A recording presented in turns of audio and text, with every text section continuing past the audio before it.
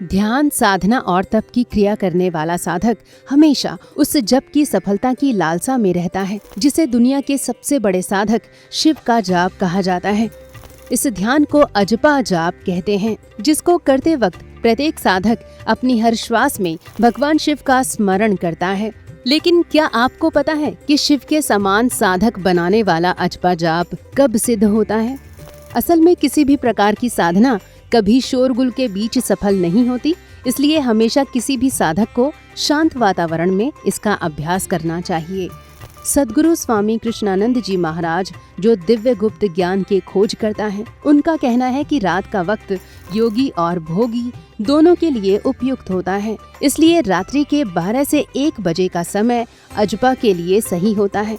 इस दौरान किसी भी साधक को केवल गहरी साधना में लीन रहने की जरूरत होती है।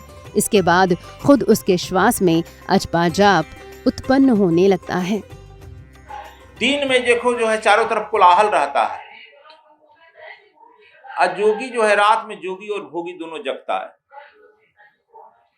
जब कोलाहल ठीक, इसीलिए हम अक्सर कहते हैं साधकों को, नए नए साधकों के लिए 12 से 1 बजे तक ध्यान करो।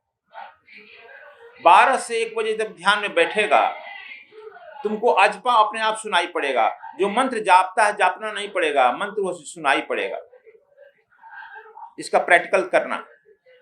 12 बजे एकदम जब चारों तरफ सृष्टि शांत हो जाएगी, वह अजपा अपने आप सुनाई पड़ेगा। मंत्र क्या जापते हो? तो अजपा ये अजपा जाप जपे सो जाने भेव। और वह जो है अनाहत भी सुनाई पड़ेगा। हिमालय हम ले जाते हैं, इन लोगों को कहते हैं सजग हो जाओ, बद्रीनाथ, वो अपने आप सुनाई पड़ने लगता है अनाहत। इसीलिए हिमालय को बताया गया है कि जो उच्चतम भम है, ग्रेविटेशनल फोर्स कम होता है, बद्रीनाथ हम ले जाते हैं तो वहां पर अनाहत अपने आप सुनाई पड़ता है। रात में सोएगा तो और हो सुनाई पड़ेगा।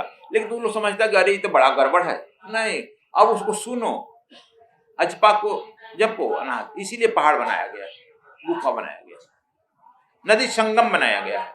लेकिन संगम पर भी हम लोग आकर के माइक लगा लेते हैं, एक दूसरे को डिस्टर्ब करते हैं जी। कोई जितना माइक लगाता है कि हमारी माइक काट दे, उनको माइक सुनाए, जबकि यह नियम यही है कि अपना माइक उतना ही चलाओ जो कि तुम्हारे अंदर के लोग सुन सके, बाहर के लोगों को डिस्टर्ब नहीं। इसलिए कानून भी बन गया सुप्रीम कोर्ट। लेकिन हम लोग तो लगाते हैं कि नहीं, हम पूरा सबको सुनाने का ठिका लिए। यह सब इसलिए पाप में है। इसलिए कहते हैं कि अति लघु। जब तुम रात्रि में 12 बजे से 1 बजे ध्यान करेगा, दिन में तो 3 घंटा करेगा, 4 घंटा करेगा, तो रात में 12 से 1 बजे 1 घंटा का ध्यान काफी हो जाएगा। एक तो पृथ्वी पूरी शून्य हो गई, शांत हो गई। दूसरा, रात चार्ज देते रहेगा और सुबह कुछ चार्ज लेते रहेगा। चार्ज लेना फेरा बदली होती है ना, 12 बजे बदलता है तो ग्रेविटेशनल फोर्स बदलता है और अंधकार जाते रहता है और प्रकाश की आगमन होते रहती है। यह बेला बहुत जो है महत्वपूर्ण होता है। इसीलिए हमने शास्त्रों में कहा कि 3 बजे 4 बजे से जग जाओ। उसमें ऑक्सीजन की मात्रा भी बहुत ज्यादा होती है। उसी को संध्या वेला कहते हैं। संध्या वेला दोनों टाइम होता है।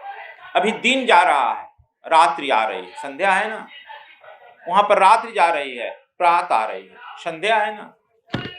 यह बेला बहुत कीमती होता है। अनहद सुनो हो भाई, हद से बेहद ले जाए। बेहद परमात्मा है, हद संसार है, की तरफ यात्रा ले जाती है। अब समझ गया? तो इसी तरह से यह जो है रात्रि का चुनाव कर रहे हैं, अति लघु रूप। तू जब साधना में प्रवेश करेगा, तुम्हारा रूप जो है अति लघु रूप हो जाएगा। इसलिए कि आत्मा जो है अति लघु